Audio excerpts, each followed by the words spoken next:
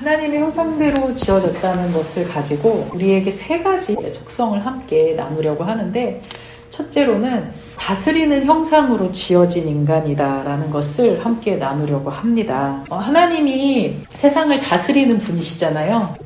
그런데 그 다스리는 속성에 우리가 가장 많이 오해하고 또 시험에 드는 게 뭐냐면요, 다스리는 자들은 고통을 주는 자라는 이미지가 우리에게 있어요. 그래서 어쩌면 하나님이라는 분을 우리가 상상하고 생각할 때 다스리는 자, 창조자 이렇게 생각을 하면 우리에게 뭔가 억압하고 통치하는 세상의 통치자가 아닐까라는 그런 오해를 할 수가 있어요.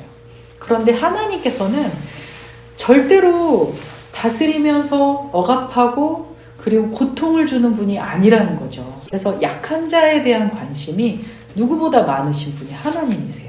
신명기 15장 11절을 보시면 땅에는 언제든지 가난한 자가 그치지 아니하겠으므로 내가 내게 명령하여 이르노니 너는 반드시 내 땅 안에 내 형제 중 곤란한 자와 궁핍한 자에게 내 손을 펼치니라. 그러니까 실제로 땅에는 가난한 자가 그치지 않겠다라고 했어요. 우리가 도와주고 구제하고 나누어주면 가난한 자가 없어지냐? 그게 아니라는 거죠. 가난한 자는 항상 있다라는 거죠. 하나님은 통치하고 다스리시는 분이시지만 그것으로 억압하고 고통을 주는 이 세상의 선입견 속에 있는 그런 지도자가 아니라 가난한 자들을 향해 베풀어주고 그리고 나누어주고 또 그 연약한 자들을 돌봐주는 그런 통치자이고 그러한 지도자라는 거죠. 그리고 가장 그 지도자를 넘어선 가장 귀한 사랑을 보여주신 것이 예수님의 사랑이고 자신을 내어주시고 인간을 구원하려고 하였다라는 것입니다. 이게 바로 하나님의 속성이세요. 다스림의 속성. 그런데 인간도 실제로 선하게 살고 싶고 큰 일을 이루고 싶은 마음이 우리에게 다 있었거든요. 우리가 하나님의 형상과 하나님의 모양대로 지음을 받은 존재이기 때문에 가장 아름다운 것을 사모하고 가장 아름다운 것을 이루려 하는 존재라는 것을 우리가 알 수 있습니다. 근데 진짜 그치지 않겠다라고 했으니까 가난한 자가 땅에는 우리가 아무리 해도 탈진할 수밖에 없는 게 선한 사역인 거죠. 그러다 보니 우리는 그 선한 사역 앞에서 그래 사람은 다 주면 안 돼. 이렇게 원칙을 정하고 그렇게 해야 돼. 어떤 지혜로움을 이제 다 갖춰가기 시작하잖아요. 그런데도 이제 그 마음속에 그 예전에 그 선한 마음이 없어서 내가 지금 정말 순수한 마음으로 누군가를 돕고 있는 건가? 라고 생각할 때가 많다라는 거죠. 저도 20년을 사역을 하고 나니까 처음에는 죄인인 자들, 가난한 자들을 이렇게 품어주려고 하면 주변에 있는 사람들이 안 된다고 그렇게 하다가 버릇된다고. 근데 20년이 지나고 이제 거의 다 사역이 너무 이제 연수가 차가지고 내가 내 입으로 안 된다고 버릇된다고 개척을 하고서 개척 훈련을 받고 내 자신이 이제 어떤 큰 교회에 묻혀가는 그런 존재가 아니라 나라는 하나의 개인으로 바라보니까 정말 없는 거예요. 아무것도 없고 할 것도 없고 보이는 것도 없고 해야 할 일도 없는 거예요. 그런데 거기에서 정말 많이 놀랬던 게 무엇이었냐면 내 자신 안에 선한 마음이 없었다는 거예요. 그 모든 경력의 시간 동안 내가 얻은 것은 사람에 대한 경험, 그리고 지혜, 그리고 그에 대한 처세 이런 걸 얻었지 그 마음속에서 그 연약한 사람들을 위해서 눈물을 흘려줄 수 있는 그 연약함을 어느새 잃어버렸다. 인간미가 없어지고 소망하는 마음, 비전, 선한 사업 이런 게 내 안에 안 남아있더라고요. 계속 하나님 앞에 묵상하면서 이게 내가 사람들한테 그렇게 하는 게 당연한 것이 아니라 그것을 지켰어야 하는 거구나. 그래서 어떻게 지켜야 할지, 어떻게 그것을 이어가야 할지 참 많은 고민을 했던 시간이었었습니다. 그래서 이 선한 다스림과 구제에 따르는 그 실망을 우리가 만약에 겪고 있다면 그것을 어떻게 회복할 것인지에 대한 몸부림도 함께 따라야 할 줄 믿습니다. 그게 바로 예수 그리스도의 형상하고 닮아져 있어요. 왜냐면 예수님도 너가 하나님이면 십자가에서 내려오라. 정말 저는 그 말씀을 볼 때마다 진짜 열받아서 나 같으면 십자가에서 내려간다. 힘이 없어서 그러는 줄 알아? 보여주고 싶은 그런 예수님의 마음이 인간으로서는 얼마든지 그 마음이 들었을 텐데 그게 아니고 끝까지 하나님의 사역을 완수하시고 가셨다라는 거죠. 근데 예수님의 그 행적을 따라가고 닮아가면서 이것이 예수님의 마음이었겠구나. 그 예수님을 느끼며 나아갈 수 있는 시간이 될 수 있다는 거죠. 그래서 하나님께서 우리에게 미가서 6장 8절에 말씀하시기를 사람아 주께서 선한 것이 무엇임을 내게 보이셨나니 야훼께서 내게 구하시는 것은 오직 정의를 행하며 인자를 사랑하며 겸손하게 내 하나님과 함께 행하는 것이 아니냐. 예수님이 힘을 가진 분이신데 그 힘을 자신의 힘을 누군가를 살리고 구원하는 데 쓰셨다라는 거죠.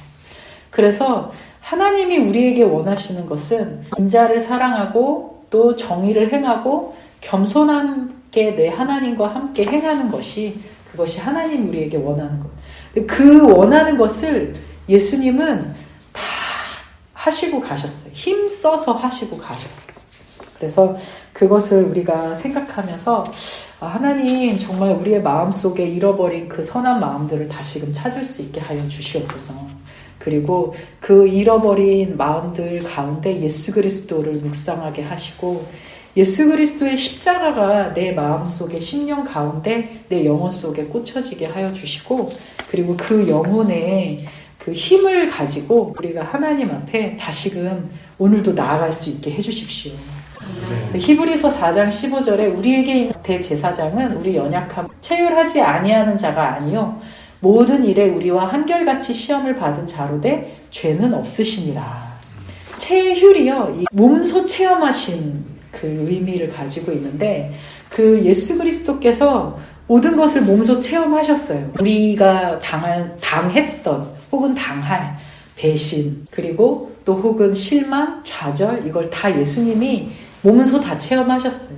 그렇기 때문에 우리가 예수님에게 기도하고 그분을 묵상하고 구하면 그분이 그 안에서 사역하시면서 이루어낸 영성이 있잖아요.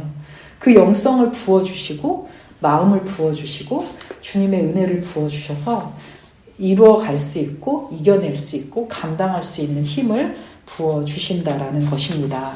그래서 우리가 그 힘을 받아 살아가는 귀한 삶을 사시기를 간절히 축원합니다. 이제 두 번째 속성인 다스림의 속성인데 사랑과 섬김의 형상으로 지어진 인간이에요.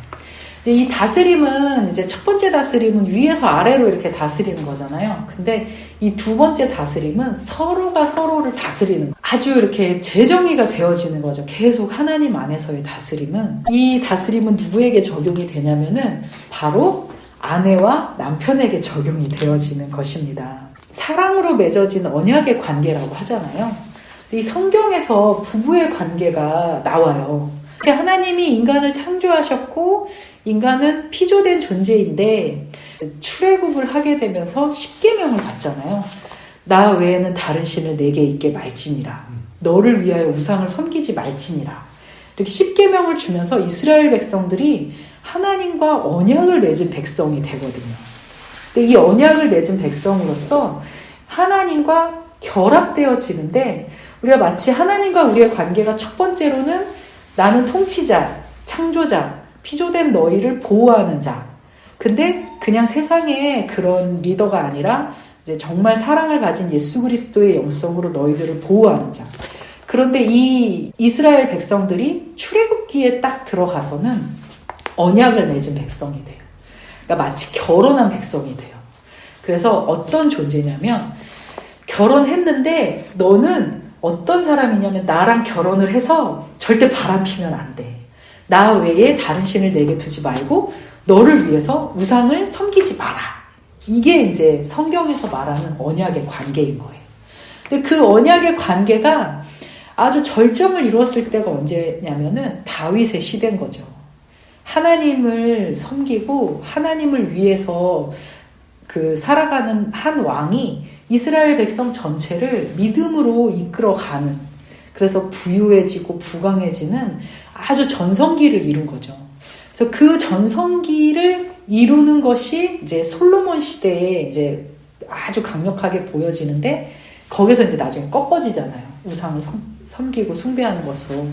근데 그게 이제 그 아가서의 그 느낌이, 그리스도인이 예수 그리스도의 신부로서 하나님의 이제 언약을 맺은 백성으로서 그 최고조의 상태를 보여주는 사랑의 상황을 우리가 바로 남편과 아내의 상황으로 보여주고 있어요. 그래서 그 뒤에 나오는 이제 예언서는 이제 막 바람을 피웠다라는 표현을 써요. 이스라엘 백성들이. 너희가 간음을 하였다라는 그런 표현을 쓰는데, 우상 숭배하는 것을 바로 간음한 것이고 바람 피우는 것이다 라고 그렇게 표현을 합니다. 그래서 하나님의 그 속성 중에 우리가 하나님과 관계를 형성하고 하나님과 함께 살아갈 때에 그냥 단순히 너와 나의 그냥 뭐 친구 간의 그런 관계가 아니라 부부 간의 아주 끈끈한 하나가 되어지는 그런 관계를 보여주고 있다는 거죠. 하나님께서 여자를 창조하실 때 이런 표현을 쓰세요. 사람을 창조하시고, 그리고 아담을 깊게 잠들게 하시고, 그 아담의 갈비뼈를 딱 취해가지고 여자를 이제 창조를 하셨는데, 이 여자를 창조하실 때 아담이 혼자 사는 게 좋지 못하니까 이 아담을 위해서 돕는 배필을 내가 지어주겠다 하면서 갈비뼈를 딱 취했어요. 근데 이 돕는 배필의 의미가 무엇이냐면, 그 에제르라는 히브리어가 신적인 도움을 주는 자라는 의미래요. 그러니까 어떻게 보면은 여자는 창조되기를 남자에게 속해 있던 존재예요. 그래서 남자로부터 나와서 남자가 주인이고, 여자가 남자에게 속해 있는 존재인데, 근데 하나님이 되게 아주 그 풍자를 가지신 분이신 거죠. 그 여자가 돕는 배필인데, 어떤 배필이냐면 바로 하나님의 그 도움을 주는 여자인 거예요. 그러니까 이 에제르로서의 여자인 거예요. 그러니까 실제로 남자에게 속해 있는 여자라서 남자가 여자를 다스려야 되는데, 근데 실제로는 여자가 또 하나님의 도움을 주는 주체가 여자인 거예요. 그러니까 남자 위에 하나님이 있는 거잖아요. 근데 그 하나님의 도움을 주는 자가 여자인 거죠. 되게 아이러니하죠. 그래서 제가 여기에다가 이렇게 이런 표현을 썼어요. 여자라서 이렇게 말하긴 민망하지만 하나님이 남자에게 주신 여자는 하나님 자신의 도움을 그 여성을 통해 주신다는 의미입니다. 네. 그래서 우리가 이제 왜 하와가 선악과를 따먹어서 교회가 정통적으로는 여자를 통해서 여자가 여보 이거 먹어봐 이렇게 선악과를 딱 남자에게 주었기 때문에, 그래서 여자가 죄를 가져다 준 존재니까 여자는 가만히 있어라, 잠잠해라, 이제 이런 경향이 좀 많이 있는데, 그게 아니라 실제로 하나님께서 남자와 여자를 창조하셨을 때는 그런 의미로 창조하셨다는 거죠. 그래서 우리가 이제 하나님과 우리의 관계가 이제 마치 언약을 통해서 부부관계를 맺은 것처럼 맺어진 것. 또 무엇으로 하나님께서 그 비유를 우리의 삶에 두셨냐면 부부의 관계를 통해서 주신 거죠. 우리가 부부와 같이 함께 연합을 해서 가정을 꾸렸을 때, 내가 남자인데 남자는 원래 바람을 피울 수 있어. 이렇게 예전에 그 부부의 세계라는 드라마에서 주인공이 사랑하는 것도 죄야. 그래서 그런 말을 할 때 저게 말인가 뭔가 이렇게 했었던 적이 있었는데, 그게 아니라 결혼 안에는 하나님과 우리의 관계에 그 비유가 숨겨져 있어서, 너가 바람을 피울 때 누군가를 사랑할 때 사랑하는 마음은 자유일지 모르지만 그때 내 마음 안에서 일어나는 불릴 듯 일어나는 질투, 고통, 아픔, 이 관계, 이게 부부 안에서 느낄 수 있는 느낌이잖아요. 그런 것처럼 하나님과 우리의 관계에서 우리가 우상을 숭배하고, 하나님은 절대 우리를 배신하지 않으시니까 우상을 숭배하고 하나님 외에 다른 것을 섬기고 그럴 때 하나님의 마음을 우리가 좀 알 수 있는 거죠. 그게 얼마나 큰 고통이고 얼마나 큰 아픔인지를 알 수 있는 거죠. 계명으로 생각하면 이거 꼭 지켜야 되냐, 왜 이렇게 하나님은 계명이 많냐 이렇게 생각하겠지만, 우리가 마음으로 생각하면 이것은 하나님께서 고통스럽겠구나, 내가 이것을 멈추어야겠구나 라고 그 비유 속에서, 관계의 비유 속에서 우리가 하나님을 알아갈 수 있다는 거죠. 그래서 에베소서 5장 23절에서 25절을 보면, 이는 남편이 아내의 머리됨이 그리스도께서 교회의 머리됨과 같음이니 그가 바로 몸의 구주시니라. 그러므로 교회가 그리스도에게 하듯 아내들도 범사에 자기 남편에게 복종할지니라. 남편들아 아내 사랑하기를 그리스도께서 교회를 사랑하시고 그 교회를 위하여 자신을 주심같이 하라. 그러니까 부부간의 그 덕은 무엇이냐면, 여자는 남편에게 복종하는 게 덕이에요. 그리고 남편은 그 여자를 몸과 같이 사랑하는 것이 덕인 거죠. 그러니까 우리가 하나님과 우리의 관계도 이게 계명이고 이 10계명을 지켜야 하니까 지키는, 그래야 하니까 율법을 지키는 그것이 아니라, 바로 내가 하나님을 사랑하는 그 아내로서 하나님을 위해 복종하는 마음으로 나아가고, 그리고 또 하나님은 자신의 목숨을 버려서 예수 그리스도를 주어서 우리를 사랑하시고 우리를 구원하시고 우리를 지켜내시는 분이신 줄 믿습니다. 그래서 이 관계가 이렇게 하나님의 형상대로 나아가는 그것을 우리가 묵상하고 바라보면, 우리가 하나님을 그냥 단순히 우리와는 그다지 큰 상관이 없는 느낌을 느낄 때가 되게 많이 있거든요. 그런데 그게 아니라 관계성 속에서 하나님을 더욱더 가깝게 여겨지게 될 줄 믿습니다. 이제 세 번째로요, 우리가 이제 하나님의 어떤 속성을 가지고 있냐면요, 유한함과 무한함의 형상으로 지어진 인간이라는 거죠. 사람이 죽으면 천국 아니면 지옥을 가게 된다는 거죠. 근데 그게 거기에서 중요한 것이, 천국과 지옥도 중요하지만 육신이 죽으면 땅에 썩어져 없어지는 그것이 아니라 영이 그대로 영원히 살아간다는 거죠. 그러니까 우리 인간 안에는, 육신 안에 영혼이 들어있는데, 어떻게 그것을 표현하냐면, 창세기 2장 7절에 야훼 하나님이 땅의 흙으로 사람을 지으셨어요. 반죽을 해서 지었는데 그 코에 생기를 훅 불어넣으니까 사람이 생영이 되었어요. 육체가 이제 흙이잖아요. 그 다음에 하나님이 생기를 불어넣으셨을 때, 성령을 불어넣어 주셨을 때 그 안에 생영이 되어진 거죠. 그러니까 이게 보이지 않지만 이중적으로 존재하는 거예요. 우리에게는 육신이 있고 또 함께 동시에 이중적으로 영혼이 있는 거죠. 그래서 이걸 보면은 유한함과 무한함이라는 표현을 썼는데, 무한은 무한대로 이렇게 쫙 이어지는 그것을 말하고, 유한함은 이제 유한한 것, 끝이 있는 것을 말을 하는데, 유한함은 육체로, 무한함은 영혼으로, 유한함은 흙으로, 무한함은 생기로, 성령으로 이렇게 볼 수 있습니다. 그런데 무엇이 같이 함께 닮았냐면요, 예수 그리스도께서 성육신하시고 난 다음에 예수 그리스도가 사람으로 오실 때에 예수 그리스도의 유한함, 그리고 예수 그리스도께서 부활하시고 승천하시고 하나님 보좌 우편에 앉으셨을 때 예수 그리스도의 신성, 무한함이 같이 존재해 있다는 거죠. 그러니까 우리가 여기에서 아주 중요한 신앙의 고백을 보게 되는데, 지난주에 삼위일체에 대해서 배웠잖아요. 하나님이 세 분인과 동시에 한 분이시고 예수 그리스도께서 하나님이라는 것을 고백하는 것이 바로 우리 신앙의 그 가장 핵심적인 것인데, 예수 그리스도의 인성과 신성, 예수님은 인간이시면서 하나님이시다를 고백하는 것이 아주 중요합니다. 그래서 이 고백 속에 우리가 딱 그 확고하게 서 있으면, 감히 성경 이외에 나타난 그 성경 이외에서 구원이 이루어질 수 있다라는 말을 못해요. 절대로. 예수 그리스도의 인성과 신성이 완벽하게 그 구원의 사역을 이루셨기 때문에 아무도 예수 그리스도의 사역이 실패했다는 말을 못해요. 그리고 성경이 그 모든 계시를 완성을 다 하셨는데 성경에 나오신 예수 그리스도의 사역은 완전히 이루지 못한 것이다, 실패한 것이다 라는 그 말을 못합니다.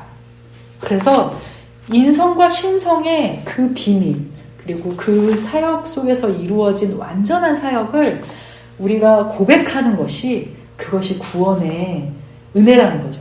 근데 뭐 그렇다고 해서 뭐 꼭 지식적으로 알아야만 구원을 받는다, 그건 아니에요. 우리가 마음속에 하나님이 계심을 알고 주님 도와주세요 라고 이 한마디만 해도, 그 하나님이 계시는 것을, 살아계시고 역사하시는 것을 그 마음으로 느끼기만 해도 인간은 구원을 받아요.